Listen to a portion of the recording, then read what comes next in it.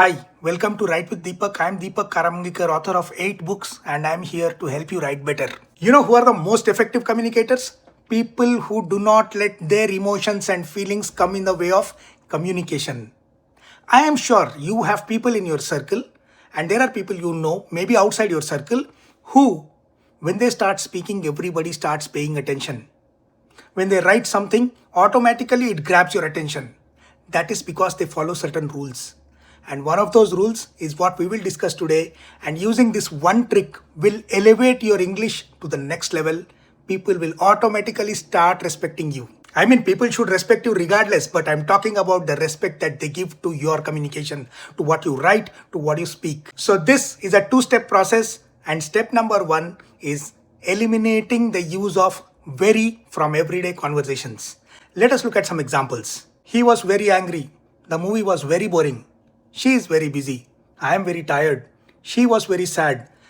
By using very too many times, I mean not just here but in general, when you use very too many times, you come across as a person with a limited vocabulary. Sad, happy, hot, these are simple words. But what is it that enhances your communication to the next level? It is better words. So the first thing that we do is remove very. That is step number 1. Remove very from all such sentences. Okay? Do not use very as an intensifier. Instead, step number 2, use a better word for hot or cold or sad or whatever it is. Step number 1, remove very. Step number 2, use a better word. If you just do this, look at how beautiful your sentences will look. Instead of saying he was very angry, you could say he was furious, he was livid, he was enraged.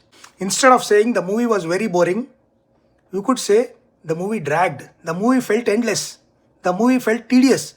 Look at how different it sounds.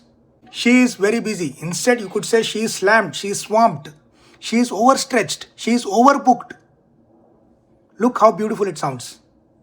Instead of saying simply busy. Another example. I am very tired. No. I am exhausted. I am drained. I am fatigued. One last example. She was very sad. She was devastated. She was miserable. She was dejected. She was miserable. You automatically start sounding Victorian. Do you see the difference? So, let me repeat the 2 steps. 1. Remove very. 2. Find a better word. So what are the advantages? Why should I do all this? Point number 1. You automatically start sounding more confident. Using better words and avoiding very will make you sound as if you know what you're talking about. It adds precision to your sentences. It adds weight to your sentences. And because of the nuanced use of words, the listener or the reader starts engaging with what you're saying. And because of the overall improved quality of written and oral communication, you will be taken more seriously. And as you know, in the fast moving world that we live in, it is very important to make a good impression. And the first step to making a good impression, one of the first few steps, is to write better sentences. Please follow, share, subscribe, and whatever else you do, write with Deepak. See you later. So here are 60 words that we commonly use with very and alternative words that you can use instead of them. Take a screenshot and save it and send it to your friends.